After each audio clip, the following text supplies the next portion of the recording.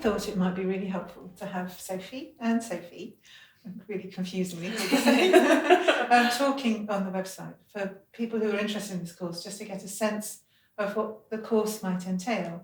So both Sophie and Sophie are just coming to the end of the 3-year BSc course, and through separate chats with them, I discovered that they've had quite different experiences of the course, and I thought that might really speak to people who would be interested in either qualifying to being a counsellor and psychotherapist, or for those who might decide that it's not for them, but that it might still be a really valuable course to do. But it also might be really useful for people who actually don't really understand what the course is. So that could be very helpful.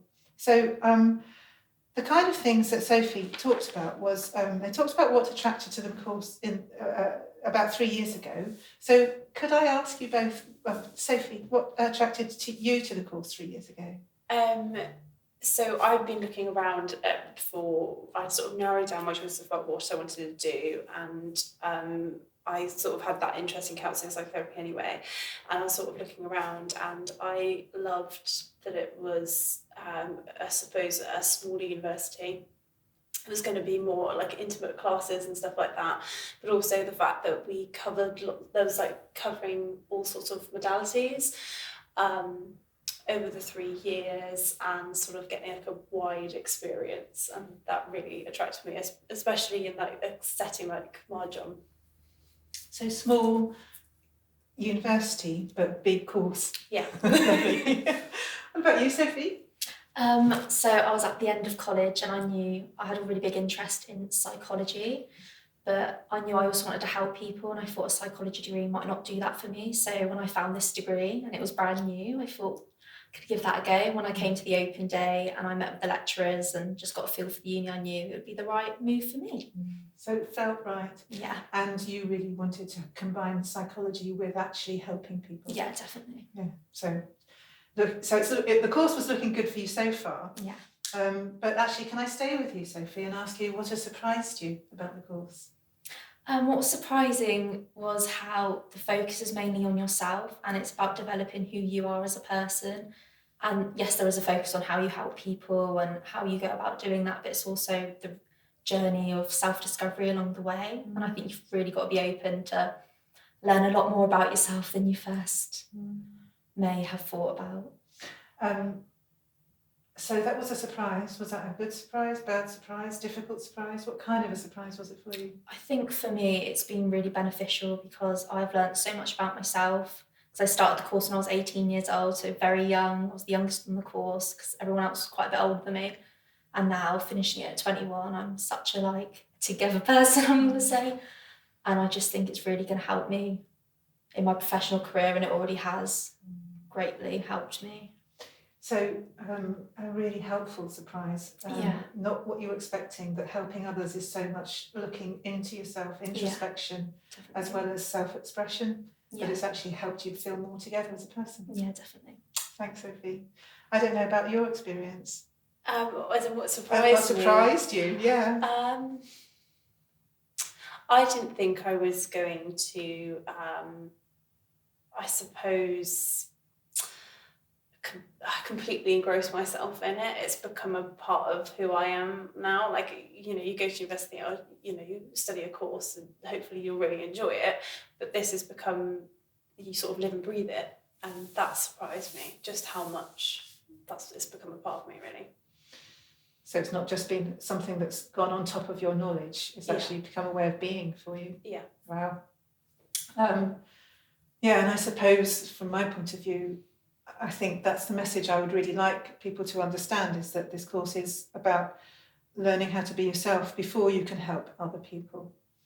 And one of the things I know that you experienced, Sophie, is that you were also surprised at what it felt like when we practiced the counselling skills. So I know that this course entails practicing actually being a counsellor to the students who are real clients, in a way, in those practice sessions that we did. And that was another surprise for you. Yeah, I didn't always like doing it. It felt very superficial. I'd sometimes hide and not want to do it. But I always found when I did it, I really benefited from it. And because you and Maxine give feedback most of the time, and as peers we give feedback. It's so beneficial because one week you learn a new skill and you put it into practice and it may not work, but then like 6 weeks down the line it's like embedded in you, and you just get to grow each week by doing it. And I think you can't really be a counsellor unless you've practiced all these things and actually done it. So it was the actual practicing and experiencing of the skills that helped it become part of how you talk to and listen to people. Yeah, definitely. And by doing that in work placements as well, when you put it in a real life setting, it's amazing. It really helped, I found. And how was your experience of the triad work? It was pretty scary, but also just amazing, because I think in our group setting it helped us all to, I suppose, we formed a really strong group bond over the last 3 years, and it's meant that it's been a trusting environment to be able to do that work and to be able to grow and to be able to have that constructive feedback, as Sophie said, and to test out those skills and to fine-tune them, and it to be an accepting environment as well. So I learned to love them.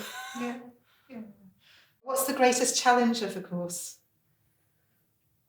I'd say the greatest challenge is self-acceptance, and that all of the stuff that you have to go through and the reflections and everything, and it becomes more about what you learn about yourself, and that's really challenging on occasion because it's hard, and sometimes you just want to go, no, I don't want to do it today.